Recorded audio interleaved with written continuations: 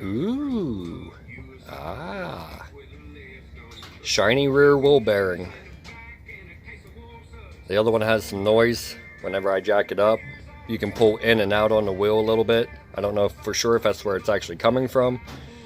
This will be for the passenger side rear, front wheel drive. Driver's side wasn't noisy, but I hear noise coming out of the back. It's a hum, howl, definitely a wheel bearing. So, let's start today's video. Welcome back, guys. Today's video, we're going to be working on my 2008 Jeep Patriot. It's got the 2.4 liter motor, it's front wheel drive. Really crappy, to be honest. I kind of don't like it.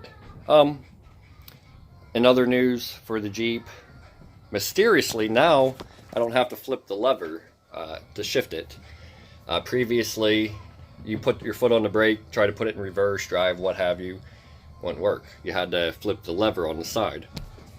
Just mysteriously yesterday, I decided it was going to work, and now my slap shift works. How long? I don't know. What's the problem? I really don't know. There's a few things it could be, but yeah, that's kind of exciting.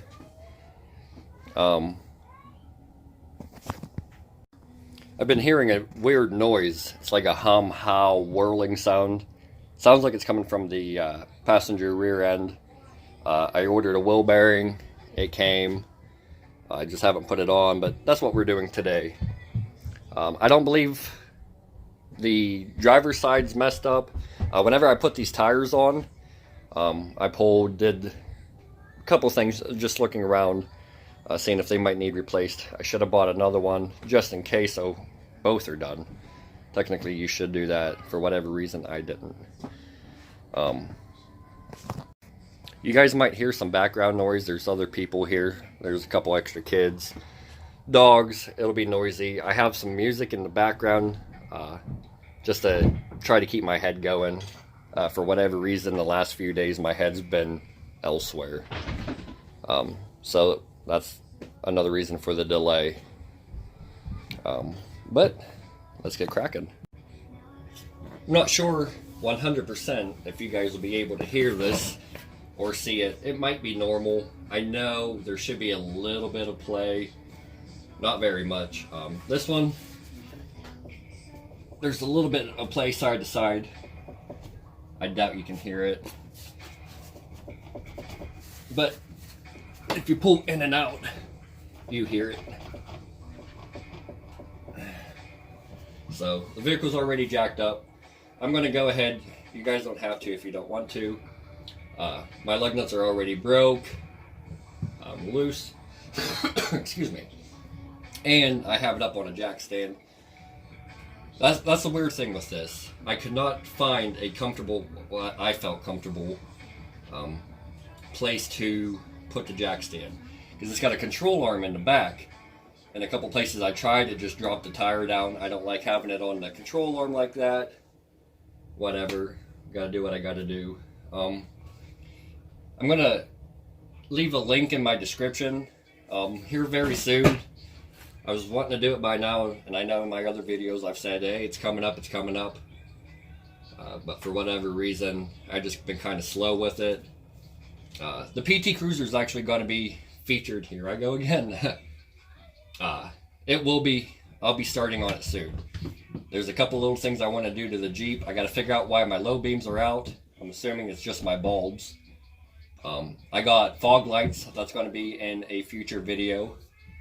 And my light bar, I have a big light bar, and for whatever reason it's not powering on. I tested it straight to the battery just from the light. It's not working. I haven't used it in a few years. It's just been tucked away in the corner of my garage, so it's probably broke. Junk, whatever. But let's start this video for today. We're going to get this tire pulled off. I'm going to pull my emergency brake handle, get this locked. That way I can finish taking the tire off and we'll go from there.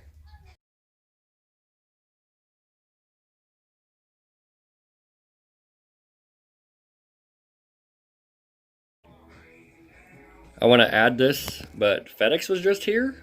I wonder if I have any carports. Boy, my carport's a mess. Okay, so I'm not 100% sure what happened to my other video. I know it was recording, and well, it just didn't save. And I have plenty of memory on my phone, so it's not my phone. Next thing what we're going to want to do, we want to try to get this hub off, or the drum off. Oh, it doesn't look like it's been off in a while. I'm going to use a little bit of WD-40 spray on there. Get my sledgehammer if I need it, but I'm going to try to use my dead blow, or my heavier ball peen hammer. Maybe clean this up, try to get some of that crap washed off. This thing needs a bath anyways. Again, with like what I did with up front, the K-frame underneath had rust on it. I didn't want it to rot out, so I painted it. And I think that's what I'm going to do here. You can actually see some of these paint chips. Let's get all that out. Let's make it clean. Let's try to make it last longer. Might be wasting my own time, but that'll never hurt. One thing I want to add, make sure you take your emergency brake off. Whenever I was doing the lug nuts, taking the lug nuts off, I released my emergency brake. That way I was able just to turn the wheel. For me, that was faster. I don't have any impact tools. Not yet. Most of the stuff I do by hand. But I started taking my dead blow to it, and jump started coming off. I put a little WD-40 on there just to kind of help over the slip. But she's popping. I'm going to stop recording this. I'm just going to do it. Nobody really wants to watch somebody use a ball peen or a sledge or dead blow, what have you, just to pull a drum off. I think everybody that watches, they've done that a time or two. Okay, so I got the drum off. I had to use my little pry bar. I also use this for like drum brakes. I try to get in there sometimes when I go to adjust the back brakes, get them set. I usually use this tool. It usually works really well. Sometimes I have to use a flathead screwdriver, or I make a little tool, something identical to this, that way I can fit up in there.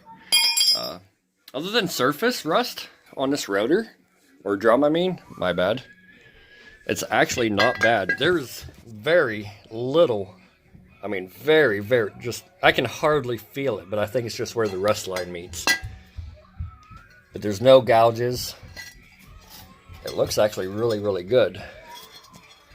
But I don't know the last time this was ever replaced, or the back brakes. The back brakes are going to be needing replacing soon, but they'll get me through inspection. That's just the WD-40 there. But yeah, this is actually pretty good.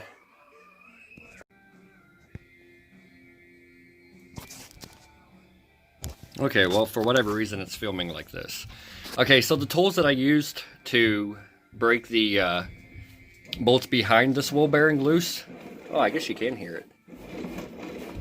Yeah. Yep, she's junk. Back to what I was saying. The tools that I used was a 17mm 1/2" drive socket. I used the 5-point. I'm not a big fan of the multi-point, 12 points, or whatever the hell they're called. Too much of a chance of rounding the heads. On the back of that wheel bearing, there's a bolt and a speed sensor, 10mm. I also used my ratchet breaker bar, or extended ratchet, whatever you want to call it, and my 1/2" drive breaker bar. I also had to use a piece of pipe to try to break some of them loose, at least 2 of them. One I actually got to break loose pretty easy. And then the 4th one, I actually broke the head off. So, yeah, there it is. It's right there. So, I might go to the parts store after I get this wheel bearing put on and replace it. That way it has all 4. It was very freaking rough. I don't know what the hell the torque is for it. Probably never been changed. But, she's getting changed now. Here you can see the 4 bolts. Here's one. Where's my finger at? Here's one. That one is the one I broke. Here's one. And here's another one. The 10mm one is here. You need to remove that before you even attempt to remove your wheel bearing. I don't want to take a chance of breaking any sort of wiring. I'm also going to look at the wiring, see how it looks. I do have a traction control issue. Could be here in the back. I don't have the proper scan tool that can tell me exactly which one. But just remember to do that. So real quick, we'll go ahead. Like I said, I already broke them loose. We'll go ahead, come in here, and get these bolts out. I'm going to start with the 17s, get them out, and hopefully that wheel bearing will come out as well. Oh, that one it's pretty loose. That one's a little stiff. At the other end on the threads, I did spray some WD-40 on there to try to help for when it comes breaking loose. I'm also going to, as soon as this wheel bearing's out, I'm going to get this stuff kind of cleaned up and brush it down, give it a coat of paint, just try to preserve it just a little bit longer. Plus it makes it look a little cleaner. Obviously I won't have it done perfectly, but we'll get this bolt out and then I'll show you what it looks like. The bolts, they're not very long at all. They're about, from the head to the very end of the threads, is about 2 inches.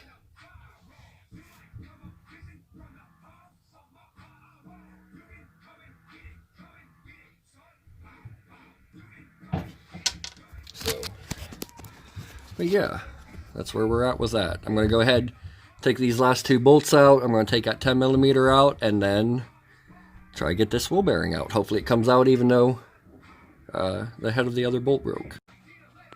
Once you have your 10mm bolt out of the sensor here, just come in, give it a little bit of a wiggle. Oh, that came out really easy. Oh, that's pretty damn clean.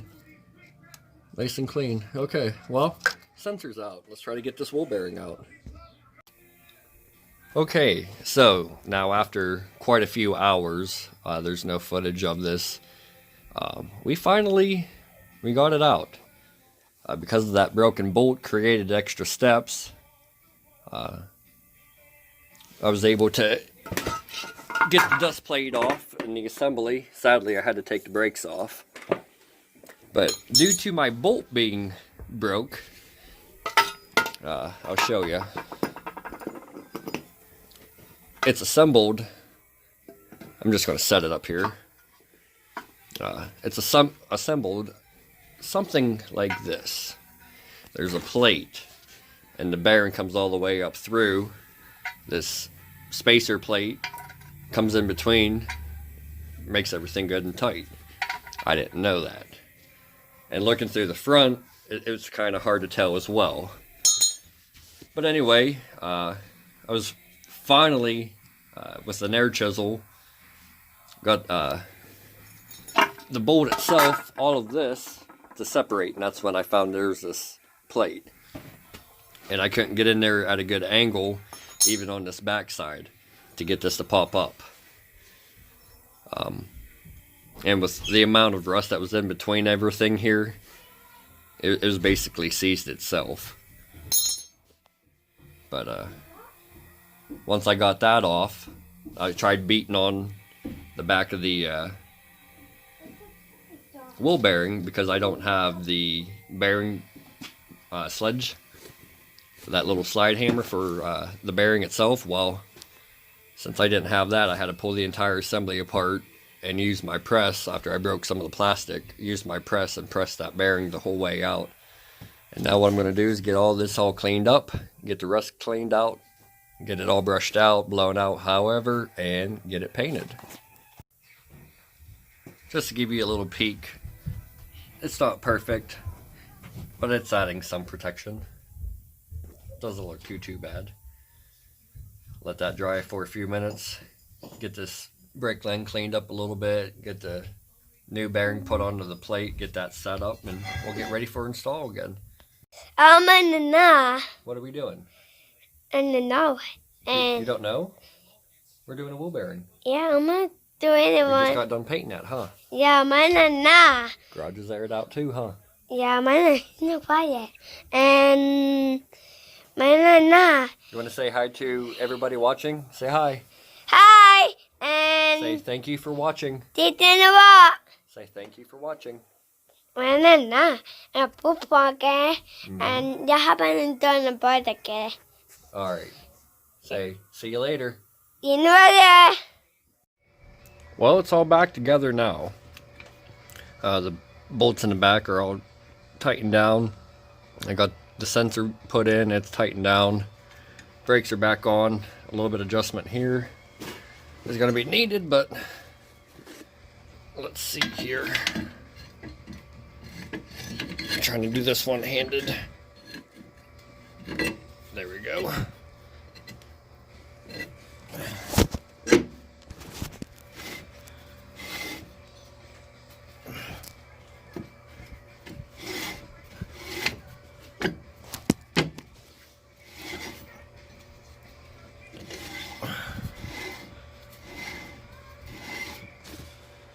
But for the most part, it's done.